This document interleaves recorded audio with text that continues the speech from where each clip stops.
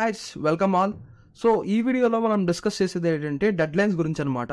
So obviously ఈ టైంలో మీరు అందరూ చాలా కంగారుగా డెడ్ లైన్స్ ఎప్పుడు వచ్చేస్తున్నాయని చెప్పి అప్లై చేస్తూ ఉంటారు. బట్ ఈ వీడియో విన్నాక నాకు తెలిసి మీ ఒపీనియన్ మారుద్ది. లైక్ ఇదర్ పోస్ట్ పోన్ అయినా ప్రీపోన్ అయినా చేసుకుంటారు అప్లికేషన్ పెట్టడానికి కాలేజెస్కి ఆర్ యూనివర్సిటీస్కి. ఎందుకంటే there are 4 types of deadlines అనమాట. ఫస్ట్ది early, next priority, next standard, next late అనమాట.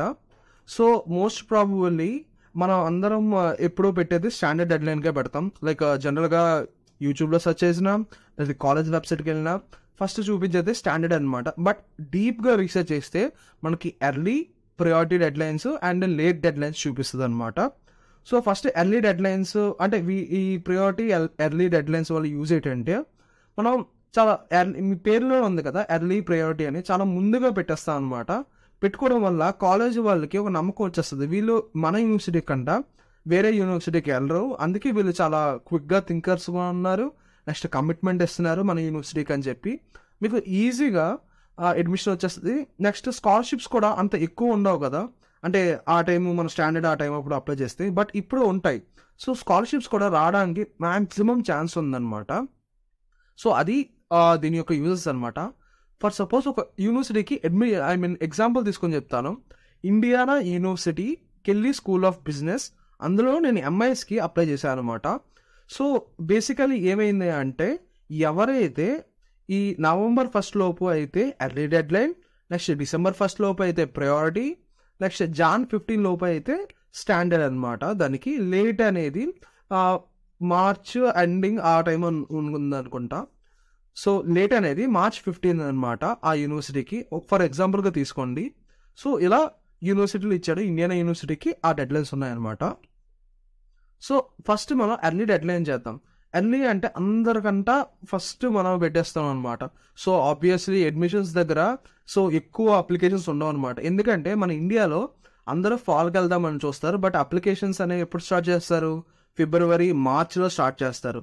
సో మనం ఆబ్వియస్లీ నవంబర్ 1 డెడ్ లైన్ అంటే అక్టోబర్ నుంచి థింక్ చేసుకుని అన్నీ రెడీ చేసుకుని ఉంటాం కదా.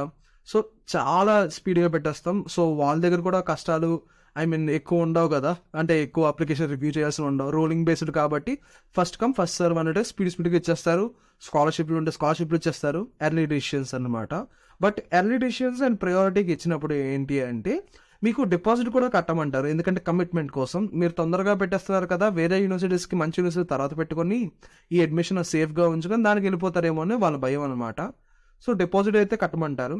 నెక్స్ట్ ప్రయారిటీ కూడా అంతే. ఒకవేళ పొరపాటున ఎర్లీ మిస్ అయితే ప్రయారిటీ అనమాట. ఇంకా ప్రయారిటీ కూడా మిస్ అయింది అనుకోండి, ఇంకా గుంపులో గోవిందరాగా అందరితో పాటు స్టాండర్డ్లో పెట్టుకోవడమే. సో స్టాండర్డ్లో పెట్టుకుంటే అందరికి వీఆర్ ఈక్వల్ అనమాట, ఈక్వల్ ఛాన్సెస్ ఉన్నాయి. బట్ ప్రయారిటీ ఇప్పుడు ఫర్ సపోజ్ స్టాండర్డ్లో మీకు ఆ యూనివర్సిటీ రావడానికి ఛాన్స్ ఒక 50% ఉందనుకోండి, అదే ప్రయారిటీకి ఒక 60% అవుద్ది, అదే ఎర్లీకి 70 to 75% అవుద్ది అనమాట. అంత హ్యూజ్ మార్జిన్లో పెరుగుద్ది. సో అందుకని ఈ వీడియోని నేను చేస్తున్నాను అనమాట. నెక్స్ట్ లేట్ అనుకోండి, ఆ లేట్ ఎందుకు అసలు పనికిరాదనమాట. పెట్టినా సరే ఏదో మీ ప్రొఫైల్ ఒక తోపులాగా ఉంటే అప్పుడు ఏదో అంటే యూనివర్సిటీ ఇంకా మిస్ చేసుకోలేము వీళ్ళు లేకపోతే అవ్వదు అన్నట్టుగా వాళ్ళకి ఆ ఫీలింగ్ కలిగితే అప్పుడు వస్తుంది అనమాట అడ్మిషన్.